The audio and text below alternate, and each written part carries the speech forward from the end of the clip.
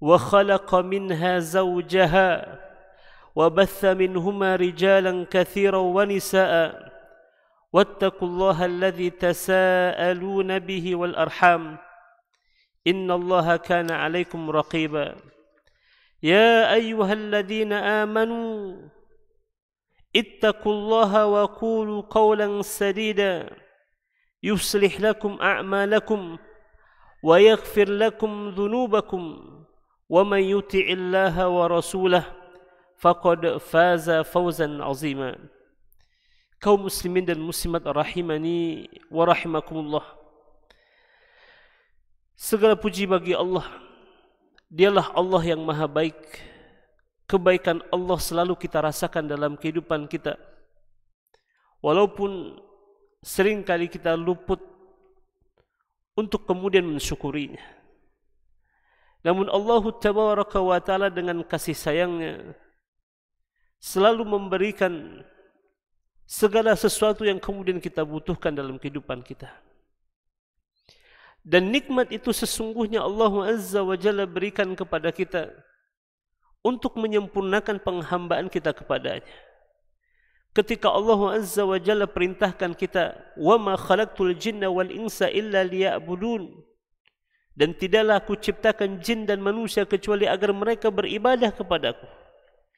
Dan untuk paripurna penghambaan kita kepada Allah Tabaraka wa Ta'ala, Allah bekali kita dengan nikmat, Allah bekali kita dengan sarana, fasilitas, agar semakin sempurna penghambaan kita kepada Allah Tabaraka wa Ta'ala.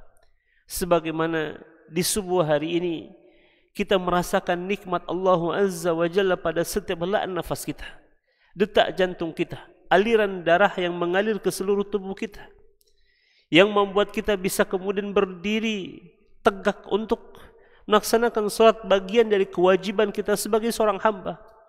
Bahkan seorang mukmin dengan keimanan yang sempurna melihat salat bukan lagi hanya sekedar kewajiban, tapi adalah kebutuhan bagi ruh yang Allah Azza wa Jalla tiupkan ke dalam jasad kita ini. Karena itulah kita puji Allah Azza wa Jalla di subuh hari ini.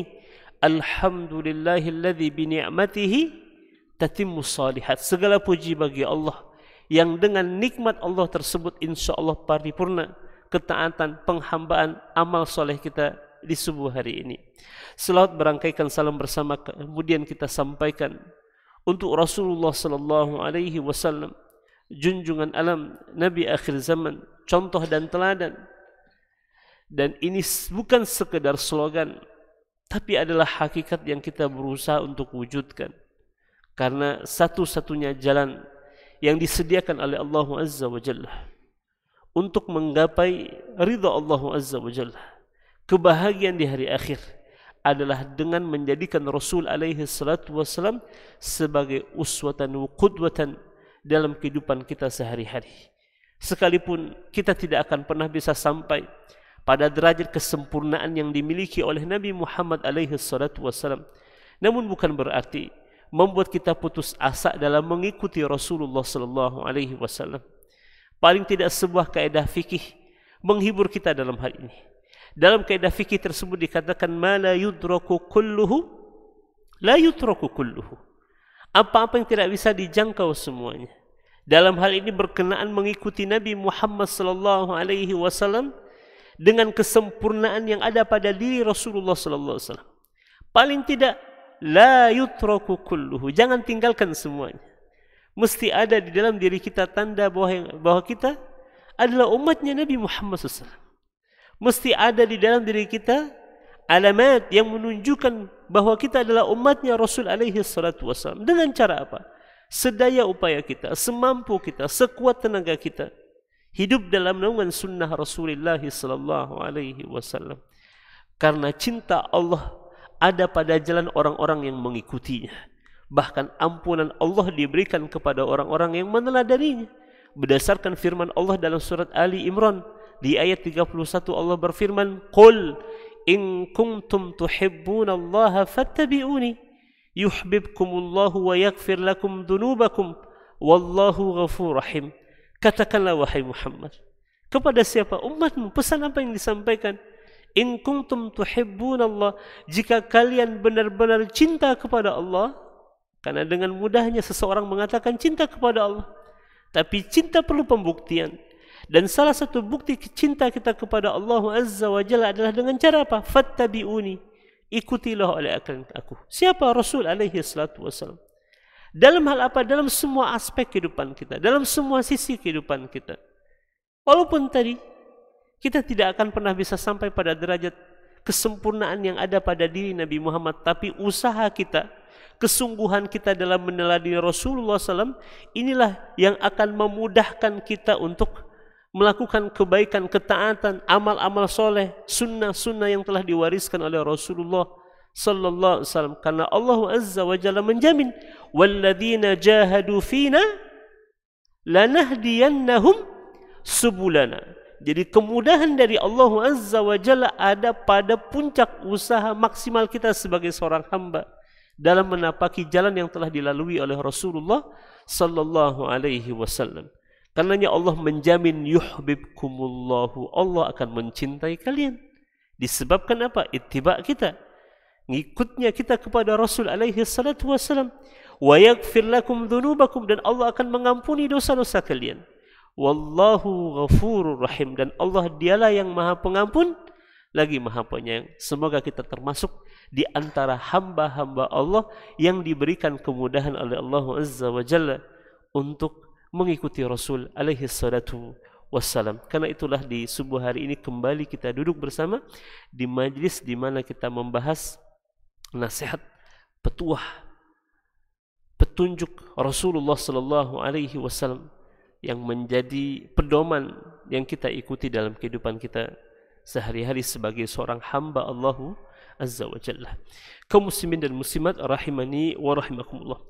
Sebelum kita masuk kepada fawaid pembahasan dari hadis yang sudah kita bahas, dan ini merupakan pertemuan yang ketiga dalam pembahasan hadis tersebut, namun ada sebuah nasihat yang begitu sangat indah disampaikan oleh Amirul Mukminin Ali bin Abi Thalib radhiyallahu an kepada seorang sahabat yang bernama Kumail, di mana beliau mengatakan, ihfaz ma aqulu lak, kata Ali, ihfaz ma aqulu lak, hafalkan olehmu apa-apa yang aku katakan kepada dirimu.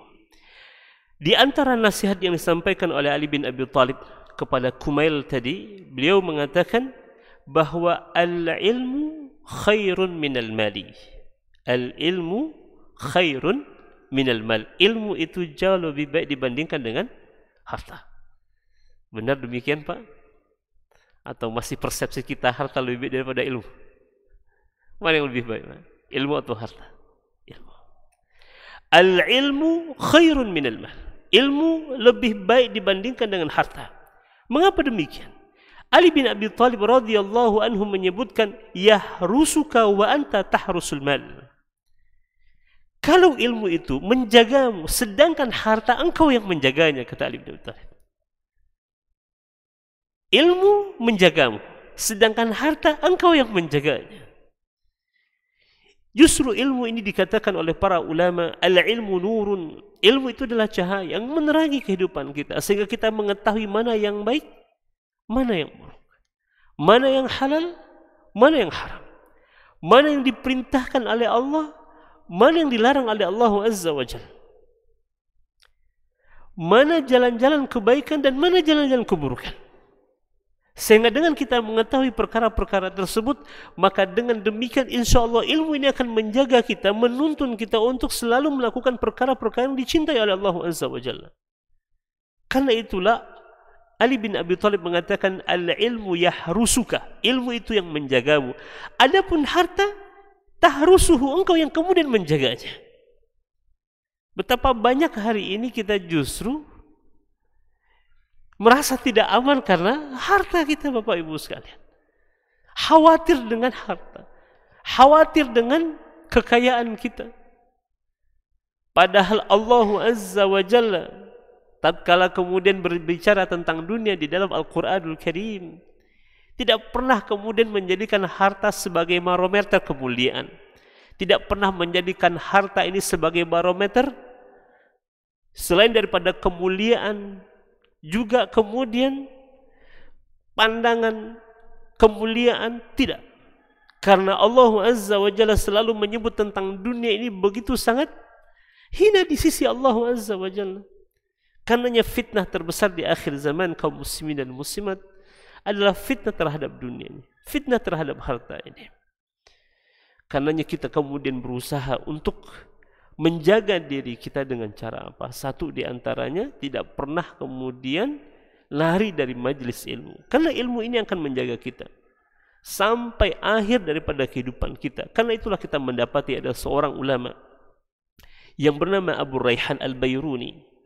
Ketika ia sedang sekarat, Bapak Ibu sekalian, kondisi sudah kembang kempis dadanya, sesak nafasnya, datang kepadanya seorang ulama bernama Abul Hasan, menjenguknya. Melihat Abul Hasan datang kepadanya, kepada Abu Rayhan Al-Bayruni, lihat subhanallah salaful ummah. Apa pertanyaan Abu Rayhan yang sedang sekarat kepada Abul Hasan tadi?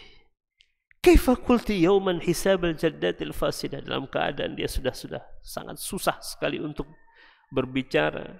Jangankan berbicara Bapak Ustaz, dadanya sudah kembang kempis karena kondisi sedang sekarat. Tapi pertanyaan kepada Abul Hasan, kaifa qulta yauman hisab al-jaddatil fasidah. Pertanyaannya tentang masalah fikih waris yang dulu pernah mereka bahas, namun belum tuntas pembahasannya.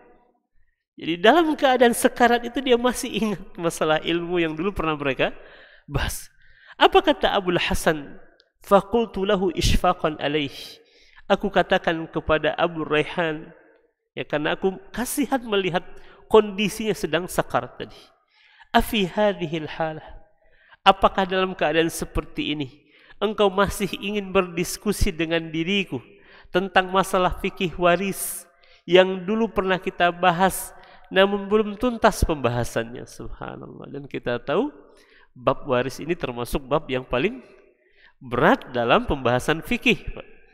Dan hari ini juga mesti kita juga mempelajarinya. Rasul yang memerintahkannya, ta'allamul faraidah, pelajarilah oleh kalian ilmu faraid. Kenapa? Fa innaha nisful ilmi. Karena sesungguhnya ilmu faraid ini, ilmu waris ini adalah separuh dari ilmu.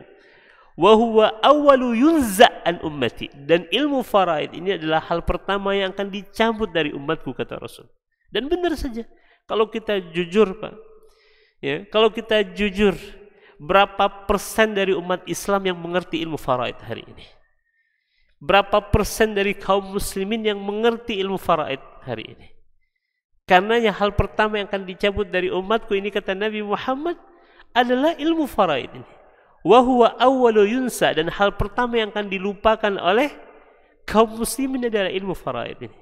Tapi lihat, tidak dengan Abu Rayhan Al-Bayruni, kondisi sedang sekarat. Tapi pertanyaannya kepada Abul Hasan adalah tentang masalah fikih waris yang dulu pernah mereka bahas dan belum tuntas pembahasannya. Ketika Abul Hasan mengatakan afi hadhil hala, apakah dalam keadaan seperti ini engkau masih ingin bertanya dan membahas ini dengan diriku? Kata Abu Rayhan, ya, walaupun keadaannya sesak, Pak, tapi dia mengatakan, ya hada waddi'ud dunya wa ana alimun bihadhil mas'alah, ala yakunu khairan min ukhalliha wa ana jahilun biha. Mana yang lebih baik, ku tinggalkan dunia ini di saat aku tidak mengetahui perkara tadi, atau ku tinggalkan dunia ini di saat aku mengetahui tentang hal tersebut, kata beliau. Subhanallah. Dalam keadaan seperti itu dia masih ingin berdiskusi tentang ilmu, Bapak Ibu sekalian. Lalu apa kata Abul Hasan? Lalu ku sampaikan kepadanya, wa hafidha, dan dia masih menghafalnya. Dalam keadaan sekarat tuh, Pak. Wa hafidha, dan dia masih menghafalnya. Wa allamani ma wa'ad, dan dia masih mengajarkan kepada diriku apa yang dulu pernah ia janjikan untuk diajarkan kepada diriku. Subhanallah. Dalam keadaan sekarat dia masih kemudian barteran ilmu, Pak. Abu Rayhan Al-Bayruni dengan Abul Hasan ini. Summa kharajtu, kata Abul Hasan, kemudian aku pun keluar dari rumahnya Abu Rayhan. Fa indama fi tariq, dan tatkala aku berada di jalan belum jauh dari rumah Abu Rayhan Al-Bayruni, fa sami'tu as-surah, lalu aku dengarkan as-surah. Surah ini teriakan yang menunjukkan bahwa Abu Raihan Al-Biruni ini baru saja meninggal dunia, Masya Allah. Jadi mencari ilmu itu sampai dia mati, Pak.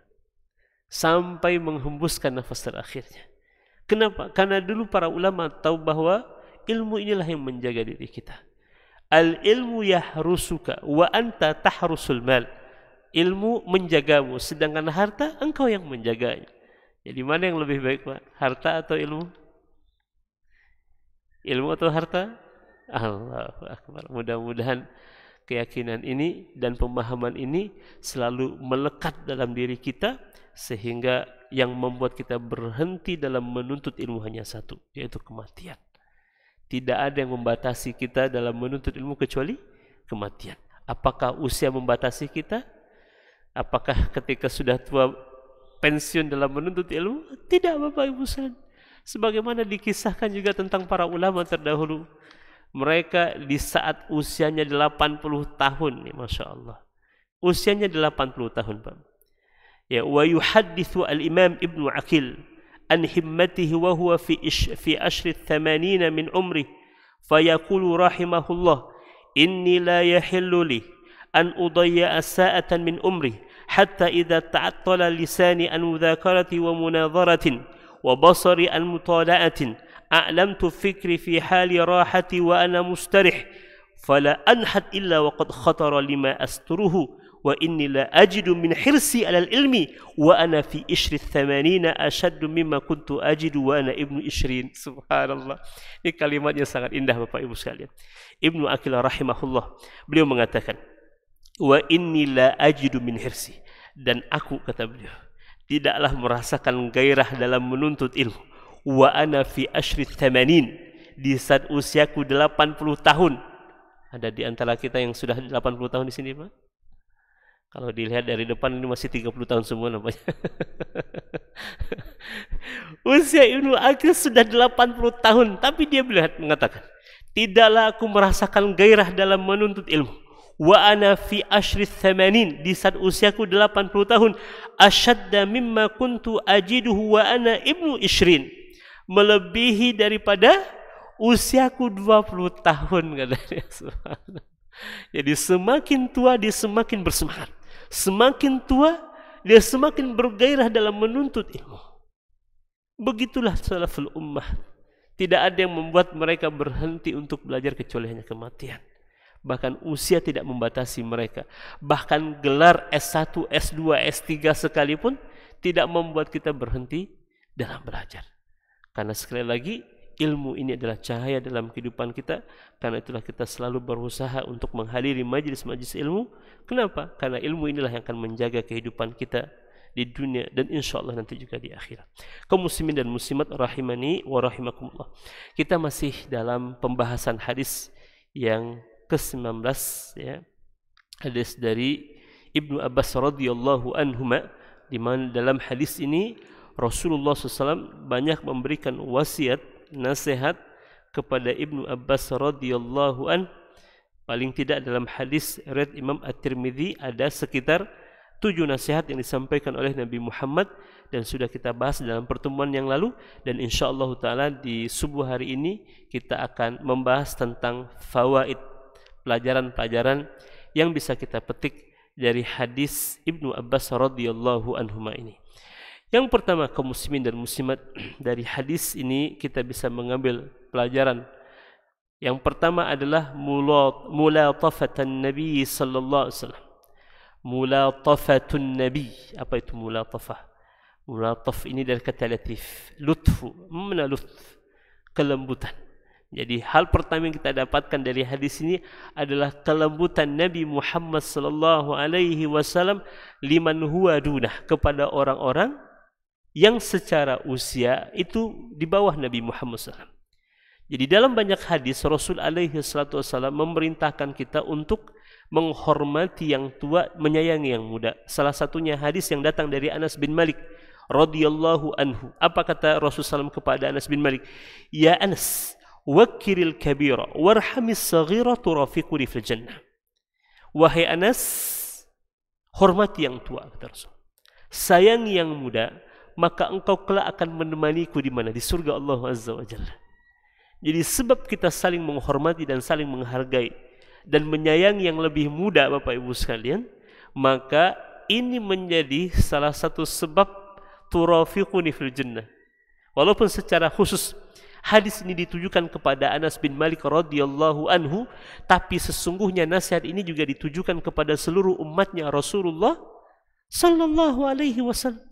Dengan kita menghormati yang tua, menyayangi yang muda, engkau akan menemaniku wahai Anas. Di mana? Di surga Allah Azza wa Jalla. Dan Nabi Muhammad memberikan keteladanan dalam hal ini. Terbukti di dalam hadis ini Nabi Muhammad sallallahu alaihi wasallam memanggil Ibnu Abbas dengan panggilan ya gulam. Ya gulam ini sekali lagi adalah panggilan untuk anak laki-laki usia antara 3 sampai 9 tahun. Kalau bagi orang Minang, orang Ocu manggil anak itu dengan panggilan buyong, panggilan sayang, yong gitu, atau panggilan-panggilan yang lain. Kalau dalam bahasa Jawa, enduk gitu kan, dan lain sebagainya. Nah, Nabi Muhammad SAW memberikan keteladanan kepada anak-anak begitu dekatnya Rasul, menunjukkan kasih sayang dan kelembutan dengan memanggil mereka dengan panggilan yang kemudian membuat hati anak-anak merasa bahagia. Bahkan Anas bin Malik radhiyallahu anhu, khadim, pembantu di rumah Nabi Muhammad, usia kala itu masih 10 tahun, Pak. Masih sangat belia ketika ibunya yang bernama Al-Ghumaisah binti Milhan menghibahkan anaknya kepada Nabi Muhammad untuk menjadi pembantu di rumah Nabi Muhammad SAW.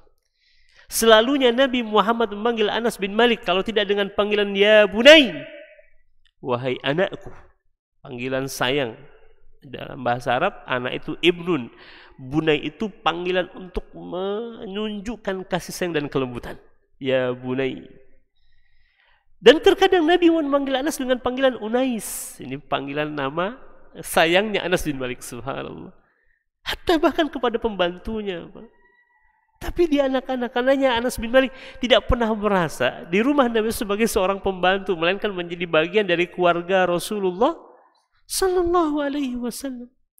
Karenanya pelajaran pertama kita dapati dari hadis ini, satu adalah mulatafatun Nabi, kelembutan Nabi kepada orang-orang yang secara usia di bawahnya dengan memanggil Ibnu Abbas dengan panggilan ya gulam. Pelajaran yang kedua kaum muslimin dan muslimat yang bisa kita petik dari hadis ini adalah annahu yanbaghi liman alqa kalaman dha ahammiyatin an yuqaddima lahu ma yujabu laftal intibah. Nah, pelajaran yang kedua kita bisa dapati dari hadis ini, sebaiknya bagi orang-orang yang memberikan nasihat atau perkara penting untuk disampaikan, Pak, maka hendaknya seseorang itu memperhatikan perkara yang bisa menarik perhatian orang tatkala kita berbicara. Berdasarkan berdasarkan sabda Rasulullah SAW kepada Ibnu Abbas, Nabi Muhammad itu adalah seorang ahli dalam berkomunikasi. Nabi Muhammad itu ahli dalam komunikasi. Sebelum ilmu komunikasi ini ada, Nabi sudah mempraktekannya, dan itulah bekal yang Allah berikan kepada siapa, Pak? Nabi Muhammad dalam berdakwah. Nabi Muhammad tahu cara apa, metode apa yang membuat perkataan itu menjadi perhatian bagi orang yang mendengarnya. Subhanallah. Sama halnya kan dulu kita pernah bercerita tentang bagaimana Rasulullah SAW berkomunikasi dengan karib kerabatnya tatkala Allah perintahkan kepada Nabi Muhammad wa anzir ashiratakal aqrabin, agar Rasulullah SAW memberikan peringatan kepada karib kerabatnya. Lalu Rasul kumpulkan karib kerabatnya di mana? Di Bukit Safa. Namun sebelum Rasul menyampaikan inti dari seruannya pada saat itu untuk meninggalkan penyembahan ya terhadap berhala-berhala yang mereka sembah, Nabi Muhammad ingin membuat testimoni terlebih dahulu, ingin mengetahui sejauh mana respon kaumnya terhadap dirinya, respon kerabatnya terhadap dirinya, dengan mengatakan apa? Ara'aitum law akhbartukum anna khailan bil wadi an tughayyira alaikum akuntum musaddiqin. Bagaimana menurut kalian sekiranya kukabarkan kepada kalian bahwa ada sekelompok pasukan berkuda di bawah lembah ini, di balik bukit ini, kata Nabi Muhammad, hendak menyerang kalian, apakah kalian akan percaya dengan pernyataanku ini? Subhanallah. Apa kata kaumnya, Pak? Ma jarabna alaika kadziban. Kami tidak pernah mendapati wahai Muhammad berdusta. Selagi kalimat itu, selagi pernyataan itu, selagi kabar itu keluar dari lisanmu, maka tidak ada alasan bagi kami untuk tidak mempercayai. Lihat, itu cara komunikasi Nabi Muhammad, sehingga Rasul mengetahui respon kaumnya terhadap dirinya. Juga Nabi Muhammad dalam memberikan nasihat, Rasul memilih kalimat di mana kalimat ini akan menarik perhatian orang. Tatkala Nabi Muhammad menyampaikan pesan-pesannya ini dengan mengatakan apa? Ya gulam, inni u'allimuka kalimat. Sesungguhnya aku hendak mengajarkan kepadamu beberapa nasihat.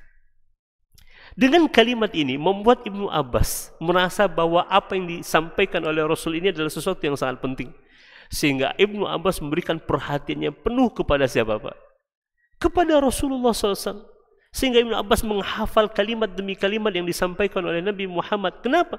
Karena perhatian Ibnu Abbas penuh kepada Rasulullah SAW.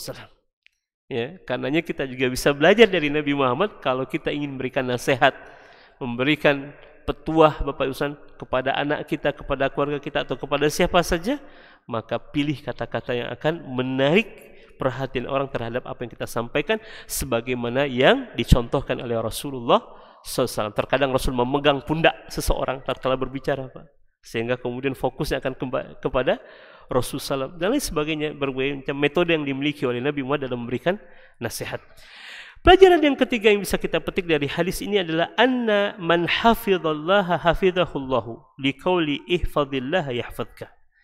Pelajaran ketiga yang bisa kita petik dari hadis ini bahwasanya orang-orang yang menjaga Allah maka Allah akan menjaganya. Ya. Al-jaza min jinsil amal. Al-jaza min jinsil amal. Balasan itu sejenis dengan perbuatannya. Ya. Kalau kita jaga Allah, maka Allah akan menjaga kita. Menjaga Allah sudah kita bahas dalam pertemuan yang lalu. Menjaga syariat Allah dengan melaksanakan perintahnya, menjauhi larangannya, termasuk diantaranya dalam menuntut ilmu adalah usaha kita untuk menjaga syariat Allah Azza wa Jalla. Makanya orang-orang yang berada dalam majelis ilmu ini insya Allah akan dijaga oleh Allah. Allah jaga harta kita, Allah jaga anak keturunan kita, Allah jaga diri kita. Dan yang paling kita harapkan penjagaan dari Allah Azza wa Jalla adalah Allah jaga agama yang telah Allah hidayahkan kepada kita. Ya. Dan Rasul menyebutkan dalam hadis ini, ihfadillah yahfadka. Jagalah oleh engkau Allah, maka Allah akan menjaga. Pelajaran yang keempat, kaum muslimin dan muslimat rahimani wa rahimakumullah, anna man adha'a Allah ay adha'a dinallah fa innallaha yudhi'uhu wa la yahfaduhu. Bahwasanya orang-orang yang menyanyiakan agama Allah, ya, menyanyiakan agama Allah, maka Allah Azza wa Jalla akan menyanyiakannya dan tidak akan menjaganya. Jadi kalau kita ingin mendapatkan perhatian Allah, penjagaan dari Allah Azza wa Jalla, maka raihlah perhatian serta penjagaan Allah Azza wa Jalla dengan cara apa? Memperhatikan agama Allah Azza wa Jalla. Sebagaimana firman Allah dalam sebuah ayat, in tansurullaha yansurkum wa yusabbit aqdamakum. Kalau kita ingin mendapatkan pertolongan dari Allah, maka tolong agama Allah Azza wa Jalla. Walaupun sesungguhnya agama Allah ini juga tidak butuh dengan penjagaan kita, Pak, karena yang menjaganya adalah Allah. Tapi kita sebagai umat Islam, hamba Allah Azza wa Jalla, terhadap agama Allah, peran apa yang sudah kita berikan dalam menjaga agama Islam? Pertanyaan yang selalu ditanyakan kepada kita adalah apa? Madza qaddamta li nusratil Islam? Apa yang sudah engkau persembahkan untuk agama Islam? Dan inilah yang dimiliki oleh setiap para sahabat Rasulullah. Sehingga masing-masing dari para sahabat Nabi Muhammad punya peran penting dalam menjaga agama Allah Azza wa Jalla dengan segala potensi yang mereka miliki. Karenanya kita lihat setiap sahabat itu punya kelebihannya masing-masing, keistimewaannya masing-masing, yang dengan keistimewaan mereka itu mereka berkontribusi untuk agama Islam. Seperti seorang sahabat Nabi Muhammad yang bernama Hassan bin Thabit, saudara dari Zaid bin Thabit. Siapa Zaid bin Thabit? Zaid bin Thabit adalah katib wa turjuma Rasulullah sallallahu alaihi wasallam, seorang sekretaris serta penerjemah Nabi Muhammad. Usianya kala itu masih 13 tahun. Allahu Akbar. Anak usia 13 tahun tapi sudah memiliki peranan penting dalam agama Allah Azza wa Jalla. Karena dia termasuk di antara katibul wahyi, penulis wahyu Allah Azza wa Jalla. Nah, Zaid bin Thabit ini punya saudara namanya Hassan bin Thabit. Hasan bin Sabit kontribusinya terhadap agama Allah Azza wa Jalla, Hasan bin Sabit diberikan karunia oleh Allah Azza wa Jalla kemampuannya dalam bersyair. Dan dia dikenal sebagai syair Rasul, penyairnya Nabi Muhammad. Karena bangsa Arab ini dikenal sebagai orang-orang yang begitu sangat menguasai tata bahasa, Bapak Ibu sekalian. Dan bahkan di dalam Al-Quran secara khusus ada satu surat yang diberi nama Asy-Syu'ara. Asy-Syu'ara ini dari kata syair, jamak dari kata syair, penyair. Asy-Syu'ara para penyair. Dan orang-orang Arab jahiliyah, betapa banyak mereka menggubah syair untuk mencela Nabi, memaki Nabi, menghina Nabi. Tapi dari kalangan sahabat berdiri di hadapan Rasulullah SAW untuk apa? Membela Nabi Muhammad dengan syair-syair mereka. Dan satu di antaranya adalah Hasan bin Sabit yang mengubah syair untuk membela Nabi, mencintai Nabi, mengagungkan Allah Azza wa Jalla. Karenanya asy-syi'ru al-arabiyyu al-mu'asiru li ahli risalah, syair Arab kontemporer pada masa kerasulan menjadi salah satu masdar sumber sirah Nabi Muhammad. Karena banyak di dalam syair itu para sahabat menceritakan tentang Rasulullah SAW. Di antaranya Hasan bin Sabit. Dan dia kemampuannya di situ. Kalau untuk berperang Hasan bin Sabit tidak mampu. Pada saat perang Khandaq terjadi, Hasan bin Sabit ini ditugaskan oleh Nabi Muhammad di mana?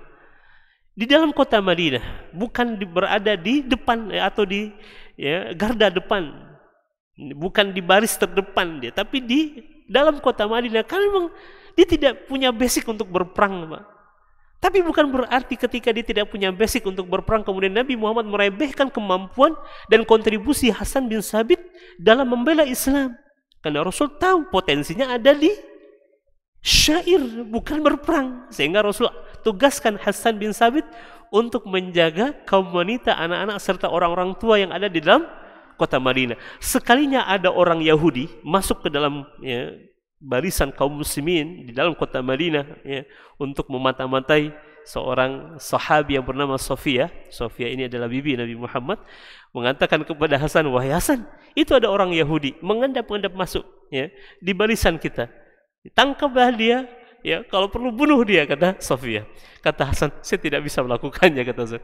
Hingga akhirnya Sofia sendiri yang kemudian turun tangan menghadang orang Yahudi ini sampai kemudian terjadi perkalian, pertarungan antara Sofia, bibi Nabi Muhammad, dengan orang Yahudi ini, sehingga orang Yahudi ini terbunuh di tangan Sofia.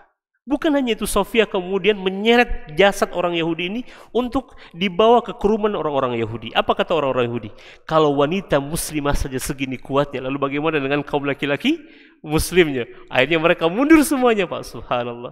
Tapi Hasan bin Sabit apakah kemudian diremehkan oleh Nabi Muhammad? Tidak. Karena memang kemampuannya bukan di peperangan, kemampuannya menggubah syair, tapi dengan syairnya dia membela Rasulullah Sallallahu Alaihi Wasallam. Karena sekecil apapun potensi yang kita miliki, kemampuan yang ada pada diri kita, maka gunakan potensi yang kita miliki ini satu di antaranya untuk menolong agama Allah.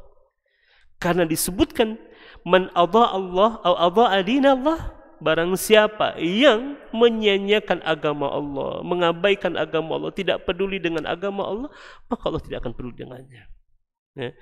Pelajaran yang kelima yang bisa kita ambil dari hadis ini adalah anna man hafidhallaha hadahu wa dallahu ala ma fihi al-khair. Barang siapa yang menjaga Allah, menjaga syariat Allah dengan melaksanakan perintahnya, menjauhi larangannya, maka Allah akan memberikan petunjuk kepadanya, memberikan petunjuk hidayah kepadanya ala ma fihi al-khair, terhadap kebaikan-kebaikan yang mesti kemudian dimiliki oleh seorang hamba. Jadi untuk menjemput petunjuk Allah adalah dengan menjaga syariat Allah. Jadi tidak ada istilah menunggu hidayah, Pak. Hidayah itu dicari. Hidayah itu diburu. Kapan lagi Pak sholat berjamaah? Nanti Ustadz kalau hidayah sudah datang. Kapan lagi ibu akan berhijab? Nanti Ustadz nunggu hidayah. Tidak. Hidayah itu dijemput. Hidayah itu dikejar dan diburu. Bahkan kita persiapkan diri kita untuk mendapatkan hidayah Allah Azza wa Jalla. Kenapa? Karena tadi wa anna man lazima hifdzallah, karena orang-orang yang tidak istiqamah dalam menjaga syariat Allah Azza wa Jalla, maka Allah halangi dari hidayah Allah Azza wa Jalla. Karenanya buru hidayah dengan berusaha untuk melaksanakan perintah Allah dan menjauhi larangan Allah. Pelajaran yang keenam yang kita petik dari hadis ini adalah annal insana idza ihtaja ila ma'unatin falyasta'in billah. Bahwasanya manusia jika butuh dengan pertolongan maka minta tolonglah hanya kepada siapa, Pak? Apakah kepada makhluk? Tidak. Minta tolongnya kepada Allah. Wala mani an yasta'ina bi ghairillah, ya, mimman yumkinuhu an yu'inahu. Tapi tidak menghalangi kita minta tolong kepada selain Allah, tapi dengan syarat hati kita tetap berharapnya kepada siapa, Pak? Allah. Jadi kalaupun kita datang kepada makhluk untuk minta tolong, lisan kita saja yang minta tolong, tapi hati kita berharapnya kepada siapa? Allah Azza wa Jalla. Ya. Boleh kita minta tolong kepada orang, ya, tapi hati kita berharapnya kepada Allah. Karena yang menggerakkan seseorang untuk menolong kita adalah Allah Azza wa Jalla. Menangis darah sekalipun kita datang kepada manusia untuk minta pertolongan, maka tidak akan datang pertolongan itu kepada kita kecuali atas izin Allah Azza wa Jalla. Jadi kita datang kepada makhluk, kita datang kepada dokter ketika kita kemudian sakit, kita datang kepada, ya, orang yang mungkin kita anggap memiliki kemampuan untuk menolong kita hanya untuk mengambil sebab.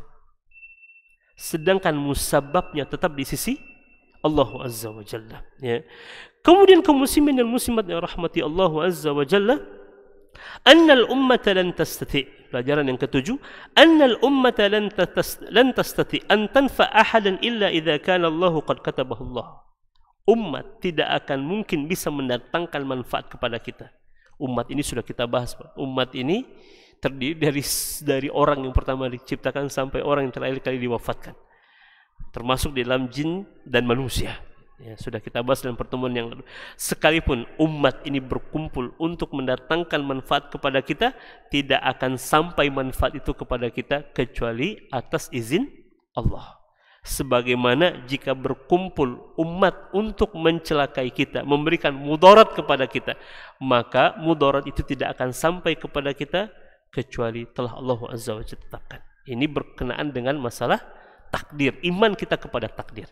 Dan salah satu dampak iman kita kepada takdir membuat kita ini hidup ini merasa tenang saja, Pak, karena kita yakin tidak ada yang meleset dari ketentuan Allah. Yang kedua, membuat kita ridho terhadap apapun yang terjadi dalam kehidupan kita.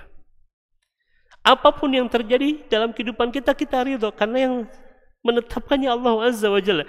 Dan dalam sebuah hadis Rasul mengatakan, wa man radiya falahu ridho. Barang siapa yang ridho dengan ketentuan Allah, maka Allah akan ridho kepadanya. Jadi sikap pertama seorang mukmin terhadap apapun peristiwa yang terjadi dalam kehidupannya adalah ridho. Karena sudah terjadi, Pak.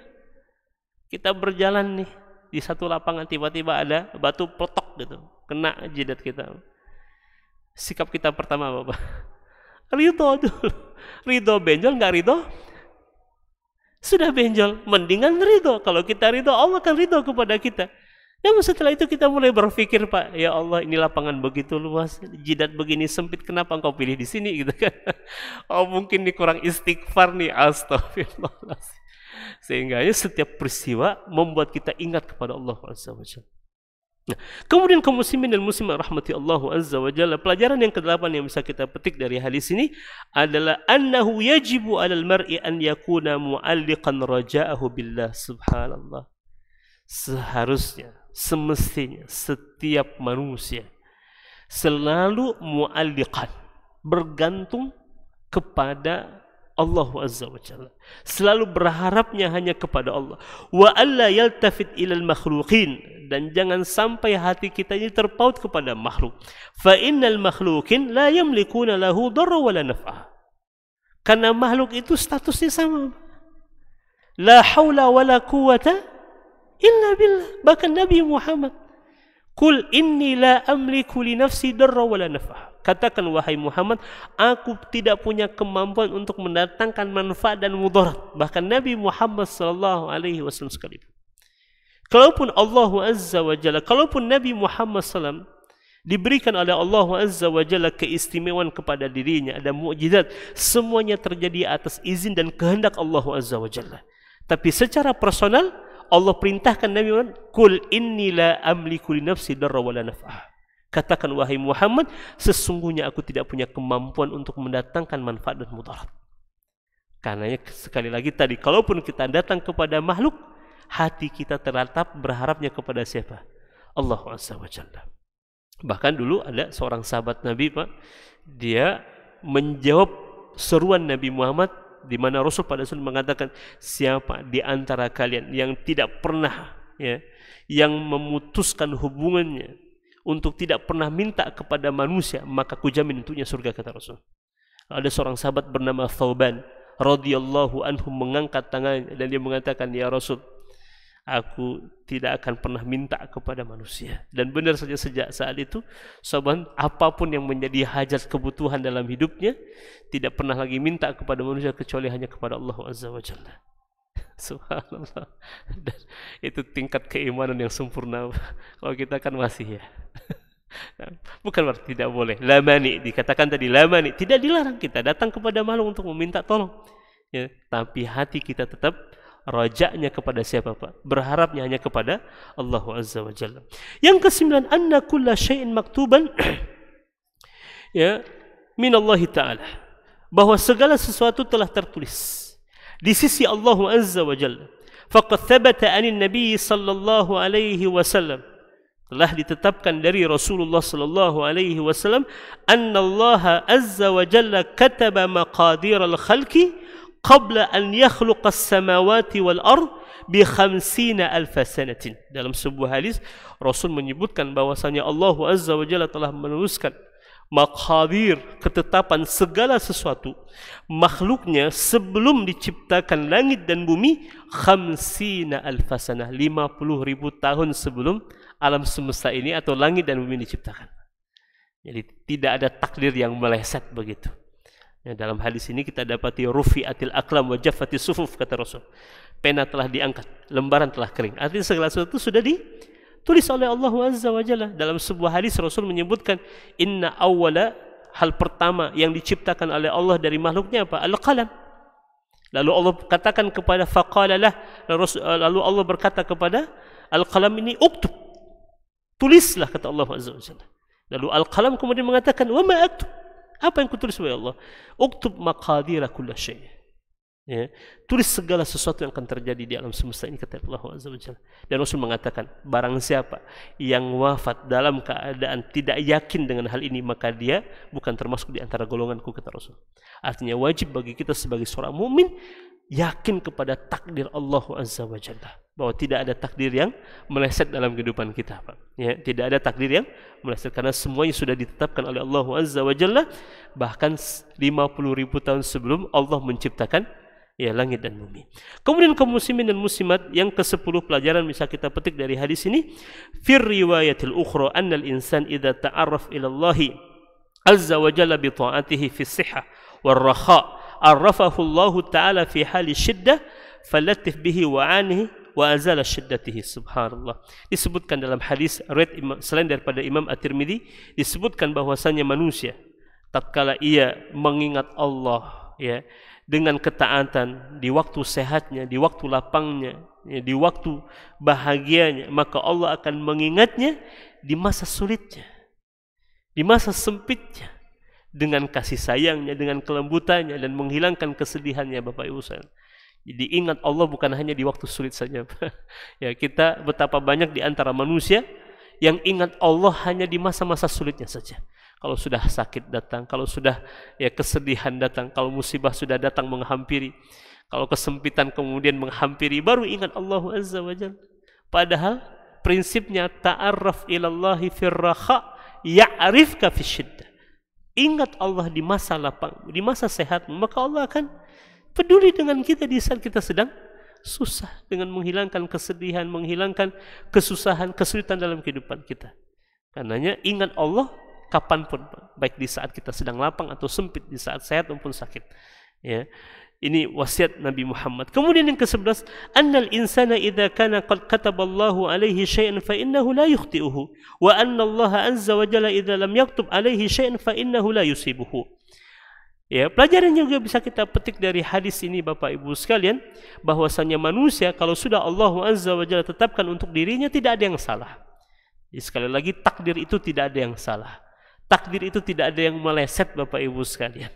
Tidak ada yang salah dari takdir ini. Maka kita keyakinan kita terhadap takdir ini membuat kita tenang menjalani kehidupan ini.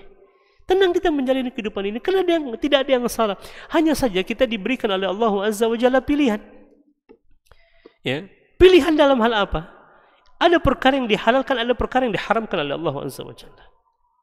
Ada perkara yang diperintahkan oleh Allah, ada perkara yang dilarang oleh Allah Azza wa Jalla. Dan sebelum kita melakukan hal tersebut, Allah telah memberikan pilihannya kepada kita. Namun Allah dengan ilmunya sudah mengetahui pilihan mana yang dipilih oleh hamba ini. Karena kelak nanti di hari kiamat orang-orang kafir, orang-orang yang bermaksiat lalu merasakan azab dari Allah Azza wa Jalla, mereka akan berhujjah di hadapan Allah disebabkan takdir Allah mereka kafir. Ya, itu dalam pembahasan akidah akan kita dapati berkaitan dengan masalah ini. Ya. Dan Allah memiliki hujjah yang lebih kuat dibandingkan dengan hujjahnya orang-orang kafir. Ya. Di dunia ini telah Allah berikan kepada kita irsyad, petunjuk. Ya, di mana kita tidak bisa lagi mengelak, kita sendiri yang memilih kehidupan kita. Namun dengan ilmu Allah, Allah sudah mengetahui hamba ini akan memilih kebaikan dalam kehidupannya, hamba ini akan memilih keburukan dalam hidupnya, hamba ini akan memilih hidayah, sedangkan hamba ini akan memilih kesesatan. Tapi sesungguhnya hakikatnya kehidupan kita di dunia ini, kita sedang memilih jalan mana yang akan kita tempuh, dan kita akan mempertanggungjawabkan atas setiap pilihan kita di dunia ini. Namun Allah sudah tahu pilihan apa yang akan kita pilih dalam hidup ini. Sebelum kita berbuat, Allah Azza wa Jalla telah memberikan pilihan kepada kita. Ya, sebagaimana dulu di zaman Umar Ibn Khattab radhiyallahu anhu, ada seorang mencuri. Lalu ketika ditanya oleh Umar, kenapa engkau mencuri? Dia mengatakan apa? Takdir Allah yang membuat aku mencuri. Dia salahkan takdir Allah. Lalu Umar kemudian menamparnya. Dan dia bertanya, kenapa engkau menamparku? Umar kemudian membalikkan perkataan, takdir Allah yang membuat aku menamparku. Padahal sebelum dia melakukan, Allah telah memberikan pilihan kepadanya. Dan Allah sudah mengatakan, ini baik, ini buruk. Dan Allah menyukai yang baik-baik. Ketika kita melakukan kebaikan, berarti kita sedang menjemput kebaikan di sisi Allah. Tapi ketika kita memilih keburukan, berarti kita sedang menjemput kebinasaan bagi diri kita sendiri. Karenanya Bapak Ibu sekalian, tidak ada yang salah dari takdir Allah. Ya, takdir Allah ini, ya Allah telah menetapkan segala sesuatu. Dengan ilmunya Allah telah mengetahui setiap apapun yang terjadi pada makhluknya. Jadi tidak ada takdir yang meleset. Ya, apapun yang terjadi dalam kehidupan kita, sikap seorang hamba ridha. Sambil kemudian kita mengevaluasi diri kalau yang terjadi itu adalah perkara-perkara yang tidak kita harapkan datang dalam kehidupan kita. Kemudian kaum muslimin dan muslimat rahimani wa rahimakumullah. Pelajaran yang ke-12, al-bisyarah al-azima lis-sabirin wa anna an-nasra muqarin lis-sabr. Dalam hadis ini juga ada al-bisyarah. Apa itu bisyarah? Bisyarah ini kabar gembira. Berita gembira. Bagi siapa? Bagi orang-orang yang sabar. Al-bisyarah al-azima, kabar gembira yang begitu sangat besar, agung dari Rasulullah SAW bagi orang yang sabar. Kenapa? Karena pertolongan Allah itu sangat erat kaitannya dengan sejauh mana kita sabar dalam kehidupan kita ini, Pak. Wa'lam anna nasra ma'as sabri. Begitu riwayatnya, begitu lafaz Nabi Muhammad. Ya, ketahuilah bahwasanya pertolongan Allah datang bersama kesabaran kita. Sabar itu apa, Pak? Apakah sabar itu sekedar pasrah? Bukan. Sabar itu artinya adalah dawamun ala ta'atillah. Selalu dan senantiasa berada dalam ketaatan kepada Allah. Itu sabar. Jadi sabar ini bukan sekedar pasrah. Artinya sabar itu apapun situasi dalam kehidupan kita tetap taat kepada Allah. Itulah sabar yang sesungguhnya. Ya, tetap taat kepada Allah, melaksanakan perintahnya, menjauhi larangannya, apapun situasi dalam kehidupan kita. Dan kesabaran kita dalam taat kepada Allah ini akan mengundang datangnya apa? Pertolongan Allah Azza wa Jalla. Yang ke-13, fihi al-bisyara al-azimah. Di dalam juga ada berita gembira. Bi anna tafrijal qurabat wa izalatus syada'id maqrunun bil karbi. Fa kullama qaraba al-insanu al-amra farrajallahu anhu.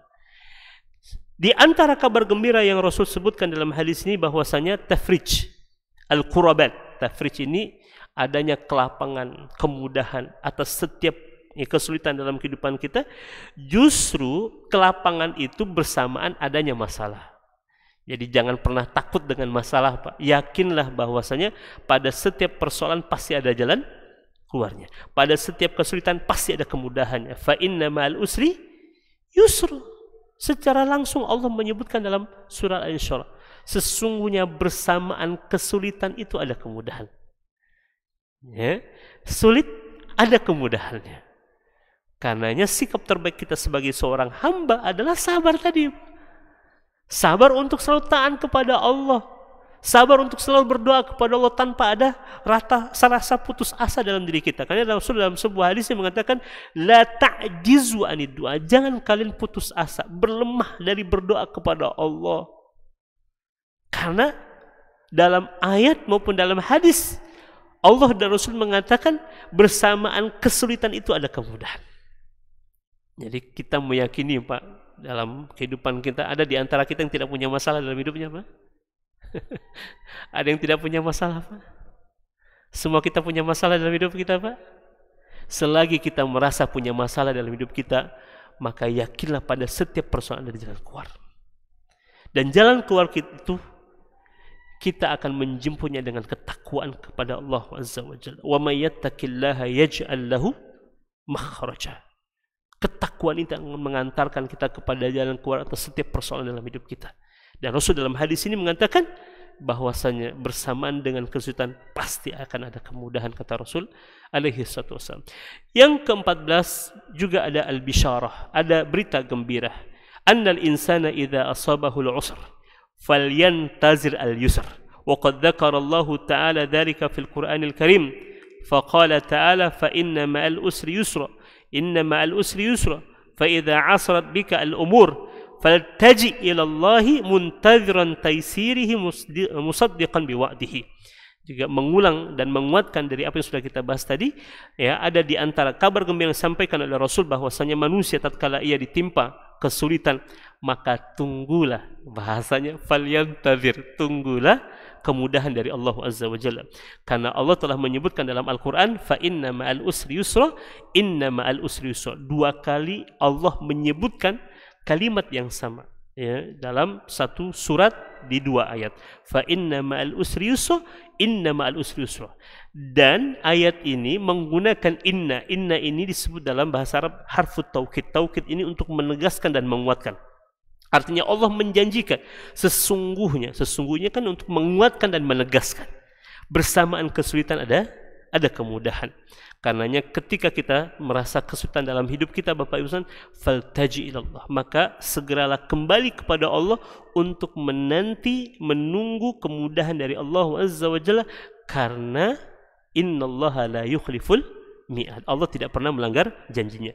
Dan pelajaran terakhir yang bisa kita petik dari hadis ini adalah tasliyatul abdi inda husulil musibah. Subhanallah. Hadis ini memberikan tasliyah. Tasliyah ini hiburan, Pak. Allah menghibur hamba tatkala dia mendapati musibah.